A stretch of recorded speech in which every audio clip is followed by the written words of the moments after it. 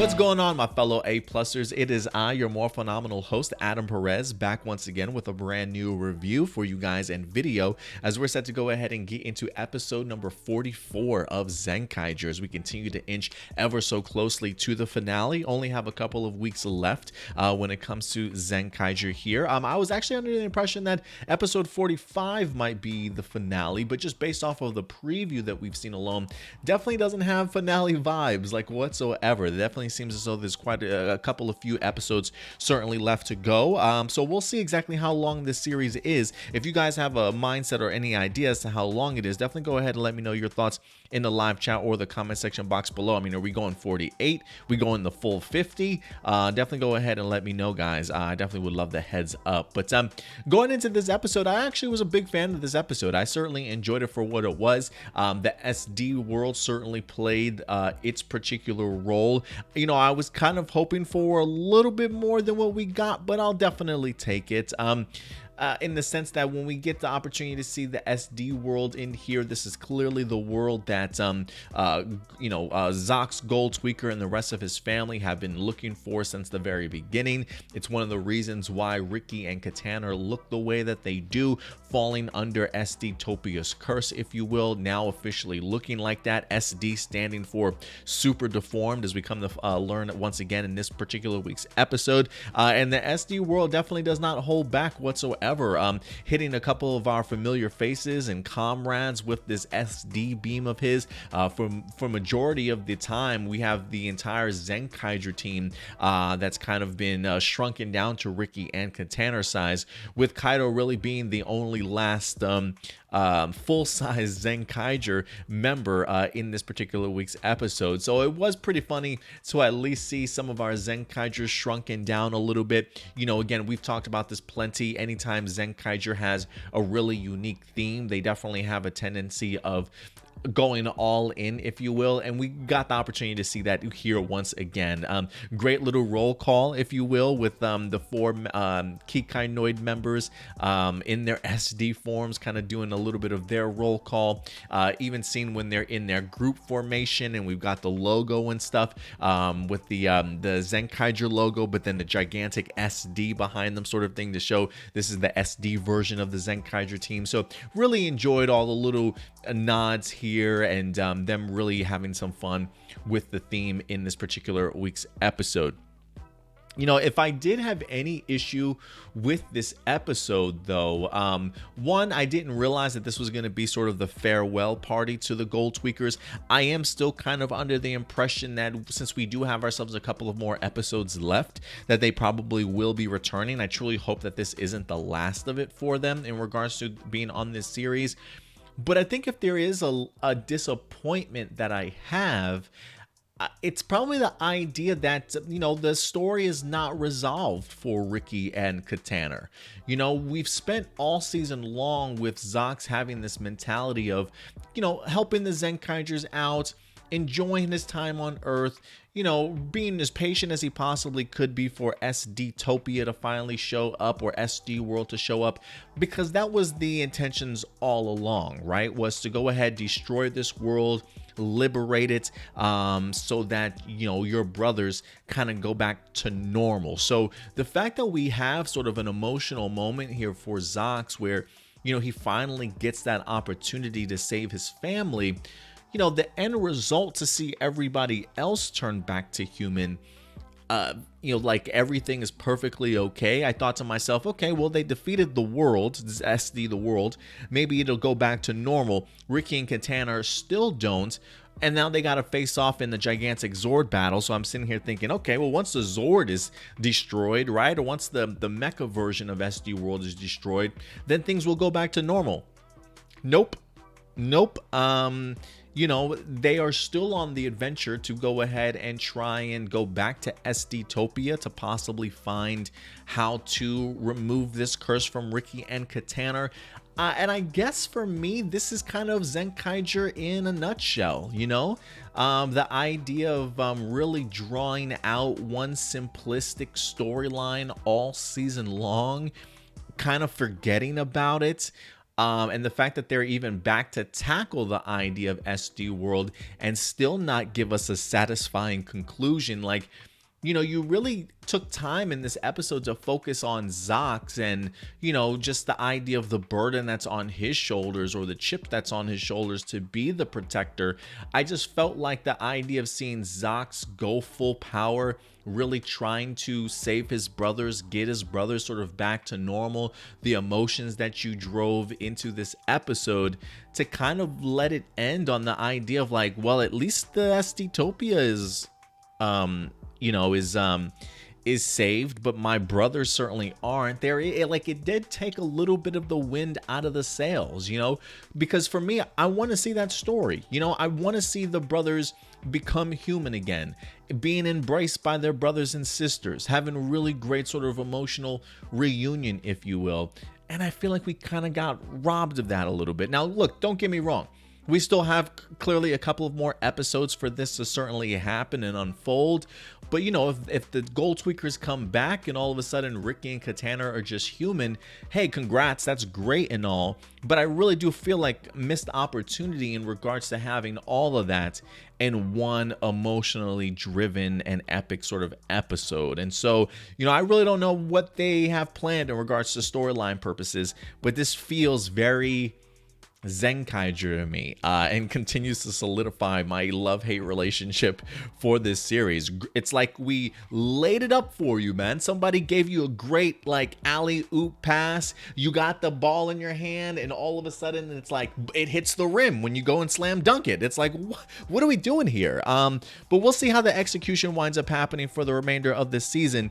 But I can't lie, this episode did leave me disappointed in that regards. What I did appreciate though about this episode that went a long way for me was really the Zox stuff, getting the opportunity to see him just being a pirate through and through. Quick honorable mention for the fantastic cinematography, great scene selections. I am a sucker for a rain battle. I don't feel like we get to see rain battles very often. So the fact that they had sort of this showdown between SD along with Zox, I really enjoyed it. The fact that we get to see Zox not having his gear to linger to go ahead and henshin, and yet at the same time still doing the pirate thing, going down swinging in the sense that, look, we're still gonna fight.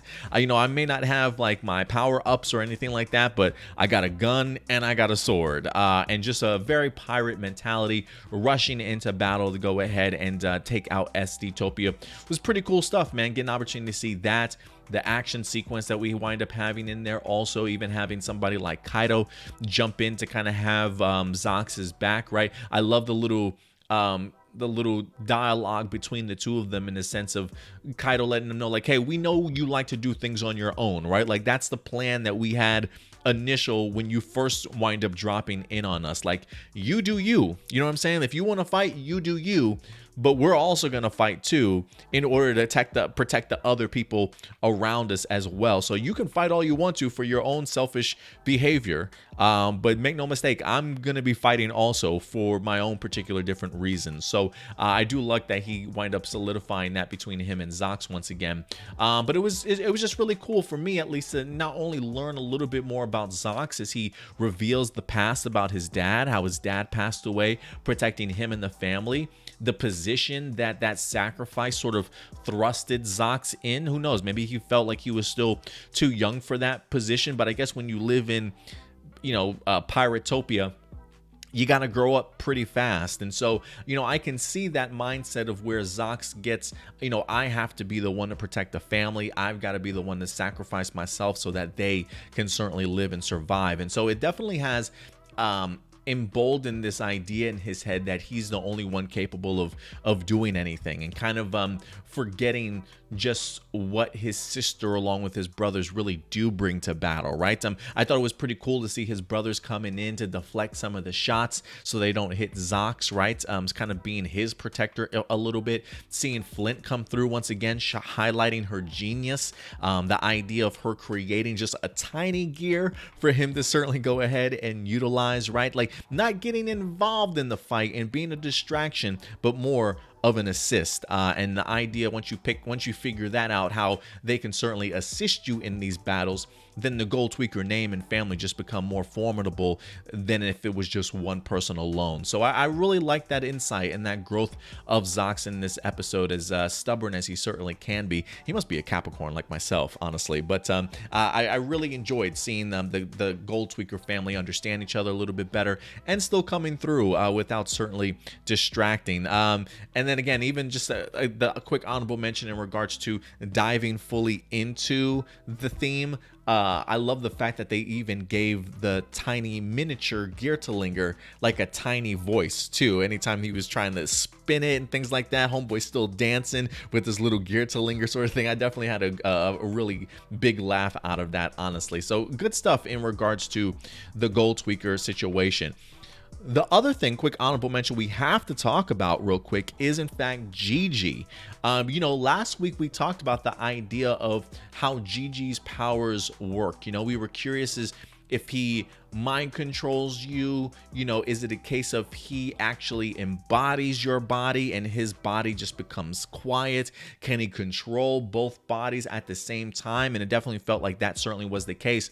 And one of the questions that we even posed in theories that we posed in last week or the week before episode was, I wonder what else Gege can do, and I'm curious as to who else he's actually mind controlled.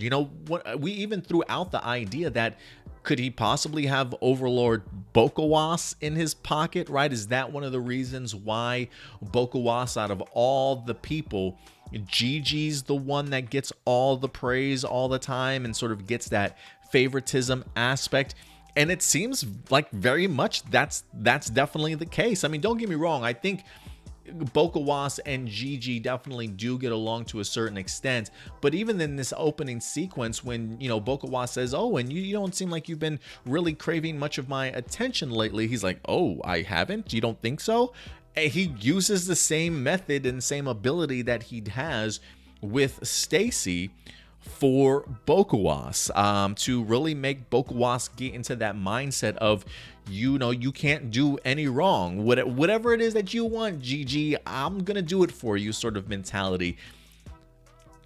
And that's something else, man. That's something else, because it almost makes me want to go back and look at those previous episodes to see how many times has this been happening. How much under the thumb is Overlord Bokawas when it comes to Gege, and is Gege really the person sort of manning the ship when it comes to the Tojitendo? Barashitara is clearly onto him, whether or not he knows it goes as far as controlling Bokawas to a certain extent, but I find it fascinating and interesting just to kind of see how manipulative Gege has truly turned out to be as it's further and further made aware to us as a viewer. So great stuff when it comes to the Gege and the Tojitendo.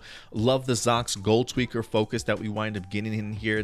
Great action, great cinematography, and scene selections. Also appreciated the idea of the SD world in here, but if there was a downside, again, it was definitely the pulling of the rug of Ricky and Katana not being brought back to human. This was a perfect opportunity to do that. I'll give them the benefit of the doubt to see what they wind up doing with that story as the season progresses, but if the season ends and they're still in their SD-topia, if they never return, even if they do return and they're children now, I really do think this is a moment of just missed opportunity and really weak storytelling. And, another thing that really, I'm still on the fence, guys, in regards to the Zord battles. This episode so far, I kind of enjoyed the Zord battle in regards to just seeing more of what the special effects can do. The movements of the Zords, the movements and everything look great. The details of the Zords, I'm pretty on board with. But again, I think my issue is very much with the surroundings. It feels very 1970s Atari, just in 3D, just regular block buildings, very generic scenery, cars, road, right? Like there's just devoid of life around the CGI Zord battles, except for the characters that actually have focus. So the battle itself, seeing the Goldtweaker ship getting into the fight, big fan of the Zord stuff and everything like that. Great camera angles. I can see why they would want to invest in making a lot of the Zord battles CGI, certainly going forward. But I still don't necessarily think it's fully there yet. You know, I feel like they're trying to push a technology or special effects that I get while they're trying to do it, but at the same time, I just don't like it. There are moments where it pulls me out of the episode from fully enjoying the battle the way that I definitely want to. So feels like it's moving a little bit backwards, but maybe that's just me. I'm still on the fence in regards to this CGI Zord stuff, but I am kind of curious to know what you guys think, especially with how it was tackled in this particular episode. But you know, again, weak in certain aspects, but I certainly enjoyed it for definitely what it was, guys. And at the end of the day, just remember, these are just my A+ opinions, but I definitely want to go ahead and know yours. What did you guys think of episode number 44 of Zenkaiger? Let your thoughts be known in the live chat or the comment section box below, guys. And as always, until next time, do me a big favor, take care of yourselves, take care of each other, and keep it A+. I'll talk to you guys later. Full throttle, non-stop. Have a good one, guys. Bye.